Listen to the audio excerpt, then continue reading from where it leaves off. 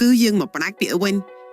ខ្ញុំនឹងឲ្យវាគិតច្បាស់ហើយថាមិនអាចឲ្យកូនស្រីរបស់ខ្ញុំនេះទៅរៀបការជាមួយកូនប្រុសរបស់អ្នកបានឡើយក្មួយមើលទៅមើលខ្លួនឯងរាល់ថ្ងៃនេះសល់អ្វីខ្លះហើយអូនលាក់អូនណាចិត្តពីបងប៉ាត់មែនណែអូនតាមគ្រួសារអូនមែនទេខ្ញុំឈឺចិត្តណាស់ម៉ែមិនគួរណាគេមកប្រាច់ពាក្យពីកូនព្រមតែយើងធ្លាក់ខ្លួនក្រនោះទេកាលពេលមុនធ្លាប់តែល្អនឹងគ្នាសោះបើដេញក៏គេដាច់មេត្តាដល់ថ្នាក់នេះនោះម៉ែរឿងគូនឹងដឹងកំសត់នៅភ្នំភូមិចិត្តគ្នាមានគ្រួសារពីរបានភ្ជាប់សាច់ភ្ជាប់ឈាមនឹងគ្នាឲ្យកូនពួកគេខ្លាចជាគូនឹងគ្នាតាំងពីពួកគេនៅក្មេងៗមកម្ល៉េះលុះដល់ពេលពួកគេធំឡើងម្ដាយឪពុកខាងស្រីចង់កែប្រែចិត្តគំនិតពុកវាអើយខ្ញុំគិតថាគួរតែផ្ដាច់ពាក្យកូនស្រីយើងជាមួយនឹងអាគិរីទៅពេលនេះវាពេញវ័យតែបែរជាគ្រួសារវាធ្លាក់ខ្លួនក្រទៅវិញយើងមិនអាចឲ្យកូនយើងទៅយកវានោះទេខ្ញុំក៏គិតអញ្ចឹងដែរម៉ែវាបើយើងរៀបការកូនស្រីយើងជាមួយគ្រួសារគេនោះច្បាស់ណាស់ថាកូនស្រីយើងនឹងពិបាកហើយព្រោះគ្រួសារវាធ្លាក់ខ្លួនក្របែបនេះបើការរួចបានស្អីស៊ីទៅមើលគ្រួសារវាទៅនៅសល់តែម៉ែចាស់មួយឪពុកស្លាប់ចោលក៏ធ្លាក់ខ្លួនក្រអញ្ចឹងតែម្ដងមានតែអញ្ចឹងហើយមកទុកម៉ែដល់ថ្ងៃរៀបការមិនដឹងថាបានស្អីចូលមកស្ដីដណ្ដឹងកូនស្រីរបស់យើងនោះទេបើក្រុងរហាមរកអីស៊ីមិនបានអញ្ចឹងនោះបើអញ្ចឹងទៅហើយយើងទៅផ្ដាច់ពាក្យថ្ងៃនេះតែម្ដងទៅម៉ែវាកុំទុកយូរនាំសុបិនច្រើនអីចាស់ពុកវាអញ្ចឹងខ្ញុំហៅកូនស្រីយើងសិនពុកវាហៅមកប្រាប់វាឲ្យដឹងហៅវាប្រាប់ឲ្យដឹងឲ្យហើយទៅម៉ែវាមីអូនអើយមីអូនមកណែតិចមើលចាម៉ែខ្ញុំមកហើយម៉ែពុកមានគេអីមែនទេម៉ែគិតគ្នាជាមួយពុកឯងយ៉ាងម៉េចហើយពួកយើងនឹងផ្ដាច់ពាក្យផ្ដាច់ស្ដីមិនលើកកូនឯងឲ្យអាគិរីនោះទេហេតុអីទៅម៉ែក្រែងពុកម៉ែភ្ជាប់សម្ដីឲ្យកូនតាំងពីកូននៅក្មេងៗនោះឯងមិនឥឡូវម៉ែនឹងពុកមកនិយាយដូចឆ្លេតទៅវិញខ្ញុំមិនយល់ទេម៉ែមិនបាច់យល់ស្អីច្រើនពេកទេដឹងត្រឹមថាយើងមិនលើកកូនឯងឲ្យរៀបការជាមួយវាទៅបានហើយឆាប់ទៅជាមួយពុកនិងម៉ែហើយកុំតវ៉ាស្អីទាំងអស់ធ្វើជាកូនត្រូវស្ដាប់បង្គាប់ម៉ែឪគ្មានម៉ែឪណាចង់ឲ្យកូននៅបាននោះទេចាពុកខ្ញុំស្ដាប់តាមអ្នកទាំងពីរថារវិតពុកម៉ែនិងលាក់ក៏បាននាំនាងទៅផ្ទះនាយគិរីម៉ែអើយអ្នកនៅផ្ទះទេទៅណាបាត់ហើយនឹងខ្ញុំមកលេងអ្នកដន្លងតើចូលមកលេងខាងក្នុងសិនមកអ្នកគិរីយ៉ាគ្រួសារលាក់គេមកលេងកូនឆាប់មកជម្រាបសួរចាស់បន្តិចមកកូនបាទម៉ែជម្រាបសួរពូមីងសួស្ដីអូនលាក់ខ្ញុំបងនេះមានរឿងចង់និយាយពីរឿងកូនរបស់ពួកយើងរឿងកូនយើងមិនចាំបាច់បញ្ញាពេកនោះទេអ្នកតាមដំណើរសិនទៅទុកឲ្យក្មេងៗមើលចិត្តគ្នា1ឆ្នាំ2ឆ្នាំសិនទៅអ្នកខ្ញុំមិនមែនមកនិយាយរឿងនេះនោះទេអ្នកបើអញ្ចឹងអ្នកមានរឿងអីនិយាយទៅគឺយើងមកផ្ដាច់ពាក្យវិញខ្ញុំនឹងឲ្យវាគិតច្បាស់ហើយថាមិនអាចឲ្យកូនស្រីរបស់ខ្ញុំនេះទៅរៀបការជាមួយកូនប្រុសរបស់អ្នកបានឡើយហេតុអីទៅមីងធ្វើបែបនេះមិនបានទេខ្ញុំមិនព្រមទេខ្ញុំមិនផ្ដាច់ពាក្យពីអូនលាក់ទេក្មួយឯងរកមនុស្សស្រីផ្សេងទៀតចុះក៏ផ្អងទៀមកូនមីងអីឲ្យលាក់មានសេរីភាពពីក្មួយទៅក្មួយមើលទៅមើលខ្លួនឯងរាល់ថ្ងៃនេះសល់អ្វីខ្លះហើយដែលអាចឲ្យកូនមីងនេះពឹងពាក់បានរូបមើលបានសោយសពស្រួលជាមួយក្មួយនោះមីងជាម្ដាយមីងចង់ឃើញកូនរស់នៅដោយមានសេចក្តីសុខស្រួលមិនលំបាកហាក្មួយយល់ទេអញ្ចឹងបានន័យថាអ្នកផ្ដាច់ពាក្យក្មេងៗក៏ព្រោះតែគ្រួសារខ្ញុំគ្មានអ្វីមែនទេអ្នកក្បត់ពាក្យសម្ដីខ្លួនឯងបានយ៉ាងម៉េចទៅកូនខ្ញុំរាល់ថ្ងៃនេះវាខំប្រឹងខ្លាំងណាស់ខំដើម្បីកូនស្រីរបស់អ្នកសឹងតែមិនបានដេកពួនផងប្រឹងរកលុយមកស្ដីដណ្ដឹងកូនអ្នករៀបការចេញពីផ្ទះពីប្រឡប់រាល់ថ្ងៃណាខ្ញុំនឹងប្រពន្ធសម្រាប់ចិត្តថាផ្ដាច់ពាក្យហើយអ្នកទុកលុយកាក់ដែលរកបាននោះទៅដណ្ដឹងស្រីក្រមុំផ្សេងឲ្យកូនប្រុសរបស់អ្នកចុះខ្វាយស្រីក្រមុំផ្សេងក្នុងភូមិយើងនេះនោះពុកវានិយាយត្រូវគួរតែរកផ្សេងឲ្យកូនប្រុសរបស់អ្នកចុះតោះយើងទៅផ្ទះវិញពុកវាមីអូនលាសិនហើយអ្នក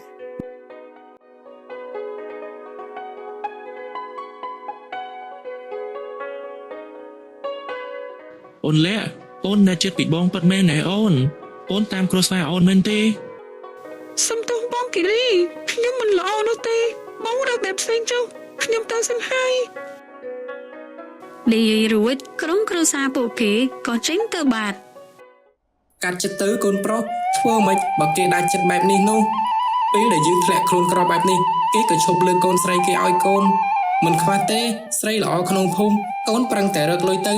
ចាំសន្សំឲ្យបានច្រើនណាចាំម៉ែរកប្រពន្ធផ្សេងឲ្យកូនណា ខ្ញុំឈឺចិត្តណាស់ម៉ែមិនគួរណាគេមកប្រាច់ពាក្យពីកូនព្រមតែយើងធ្លាក់ខ្លួនក្រនោះទេ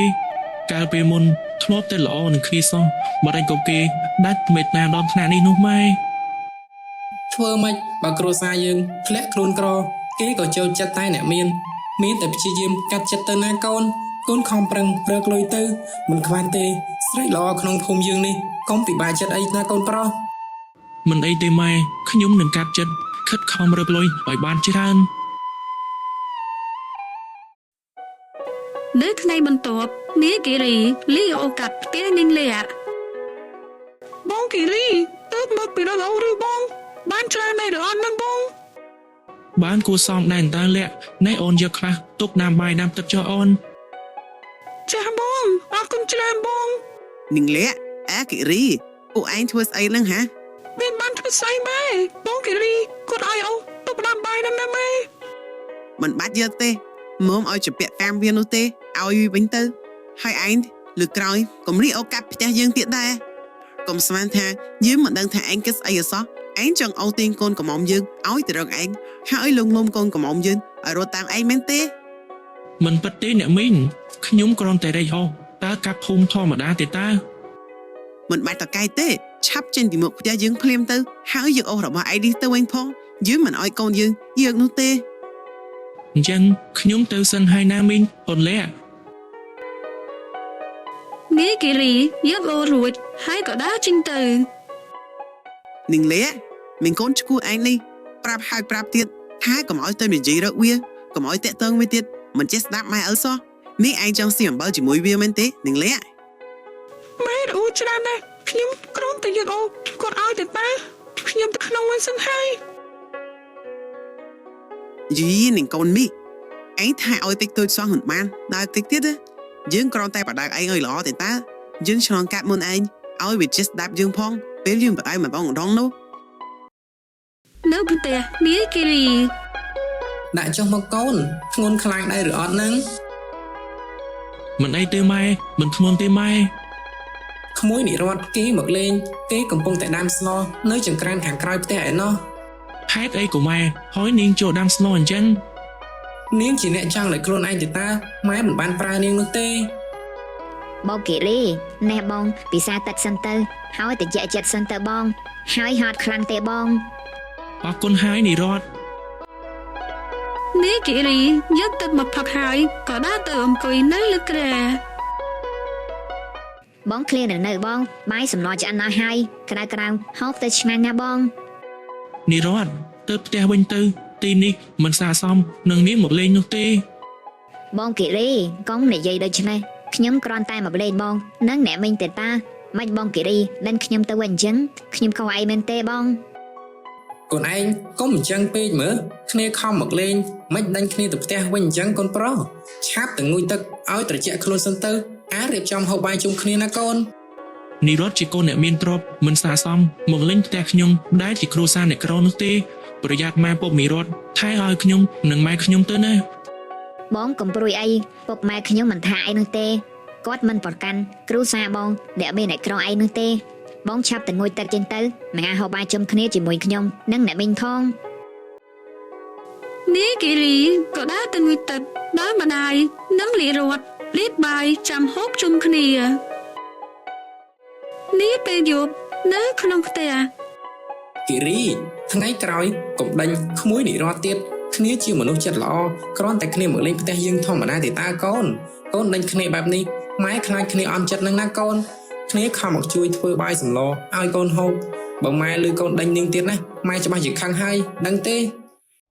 តែនាងជាអ្នកមានខ្ញុំខ្លាចតាម៉ែពុករបស់នាងមិនពេញចិត្តដែលនាងមករកអានគ្រួសារអ្នកក្រដូចជាគ្រួសារយើងនោះម៉ែ តែនិរ័ត ក៏បានប្រាប់ហើយថាពុកម៉ែនាងមិនថាអ្វីនោះទេកូនឯងកុំទៅគិតច្រើនពេកអីឆាប់ដេកទៅណាកូន បាទម៉ែ lúcពេលព្រឹកនាយគីរីចេញទៅចំការបាត់នៅសល់តែម្ដាយនៅផ្ទះតែម្នាក់ឯង មីងខ្ញុំមកលេងយកផ្លែឈើមកផងដែរចុះបងគិរីទៅណាបាត់ហើយមីង ចាស់ក្មួយចូលមកគិរីគេទៅចំការបាត់ហើយក្មួយ អូអញ្ចឹងអ្នកមីងចុះអ្នកមីងពិសាអីរួចហើយនៅបើនៅចាំខ្ញុំទៅធ្វើអីហើយអ្នកមីងពិសាណា បើអញ្ចឹងអរគុណក្មួយច្រើនហើយណា ថារួចនាយរត់ក៏ចូលទៅចង្ក្រានបាយធ្វើបបរឲ្យម្ដាយរបស់គិរីគាត់ពិសា អ្នកមីងនេះរួចហើយឆាប់ពិសាទៅអ្នកមីងពិសាឲ្យច្រើនណា អរគុណក្មួយច្រើនហើយណាក្មួយមកហូបជាមួយគ្នាទៅក្មួយពិតជាល្អណាស់ក្មួយមានចិត្តលើកូនគិរីកូនប្រុសរបស់មីងមែនទេបានជាធ្វើល្អដាក់គ្រួសារមីងដូច្នេះ មីងមិនក៏សួរខ្ញុំបែបនេះទៅវិញ ក្មួយឆាប់ឆ្លើយមកបើក្មួយមានចិត្តលើកូនប្រុសរបស់មីងមីងនឹងចូលស្ដីដណ្ដឹងក្មួយឲ្យកូនប្រុសរបស់មីង មីងធ្វើយ៉ាងម៉េចក៏បានដែរខ្ញុំតាមតែអ្នកមីងនិងបងគិរីដែរទេ អញ្ចឹងសម្រាប់ថាក្មួយក៏មានចិត្តលើកូនប្រុសរបស់មីងដែរមែនទេ អញ្ចឹងខ្ញុំទៅផ្ទះសិនហើយអ្នកមីងខ្ញុំជម្រាបលាសិនហើយណា ថាចោះនាយរត់ក៏ប្រញាប់ដើរចេញទៅ ក្មេងនេះអៀនអីអៀនយ៉ាងនេះបើថាស្រឡាញ់ក៏ប្រាប់ថាស្រឡាញ់មកចាំមិនអៀនអីយ៉ាងនេះនោះ នាយពេលរសៀលនាយគិរីក៏ត្រឡប់មកពីចំការមកផ្ទះវិញ គិរីម៉ែមានរឿងល្អចង់និយាយជាមួយកូនបន្តិច មានរឿងអីទៅម៉ែរត់តែខ្ញុំដាក់គូតអង្គុយលើគ្រែមិនទាន់ផងម៉ែមានរឿងអីមិនទាន់មែនទេ ម៉ែគិតថាចង់ចូលស្ដីដណ្ដឹងនិរតឲ្យកូនតែកូនគិតយ៉ាងម៉េចដែរកូនមានចិត្តស្រឡាញ់និរតដែរឬទេ ថាម៉េចម៉ែខ្ញុំស្ដាប់ច្រឡំមែនទេ មិនច្រឡំទេកូនម៉ែបានសួរនិរតហើយគេក៏មានចិត្តស្រឡាញ់កូនដែរ តែគ្រួសារគេជាអ្នកមានណាម៉ែទោះបីនាងព្រមមែនតែមិនប្រកាសថាពុកម៉ែរបស់នាងយល់ព្រមនោះទេកុំទៅអីម៉ែខ្ញុំមិនចង់ទទួលបានការមើងងាយលើគ្រួសារយើងម្ដងទៀតនោះទេម៉ែ មិនអីទេធ្វើតាមតែម៉ែទៅមិនខុសទេស្អែកនេះត្រៀមខ្លួនទៅម៉ែនឹងនាំកូនទៅសួរកូនកំមុំគេ ភ្លាមបែបនេះមែនទេម៉ែមិនក៏ប្រញាប់យ៉ាងនេះ តាមតែម៉ែទៅមិនអីទេ